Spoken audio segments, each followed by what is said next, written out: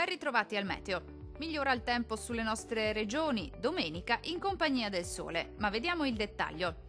Sul Veneto la perturbazione atlantica che nei giorni scorsi ha colpito il nostro territorio regalerà una breve tregua. Ecco dunque che sarà piuttosto soleggiato su tutti i settori e il cielo si presenterà sereno o poco nuvoloso, ma entro la nottata saranno possibili nuove piogge. Temperature minime tra 12 e 15 gradi, massime comprese invece tra 18 e 21 gradi circa.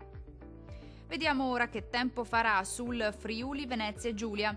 Migliora il tempo anche sulla nostra regione, sarà infatti una giornata caratterizzata da una maggiore stabilità, con tanto sole ovunque, solo con qualche addensamento innocuo lungo le aree costiere, ma senza altre conseguenze.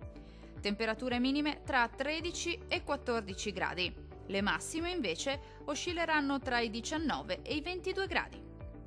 Vediamo infine la situazione meteorologica del Trentino Alto Adige. Non cambia di molto lo scenario, anche sulla nostra regione infatti sarà più asciutto e stabile ovunque. Il sole sarà protagonista con cielo sereno o al massimo poco nuvoloso. Anche in questo caso peggiorerà in nottata.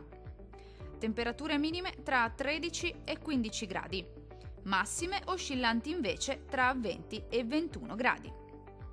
Dal meteo di Antenna 3 per ora è tutto. Arrivederci al prossimo aggiornamento.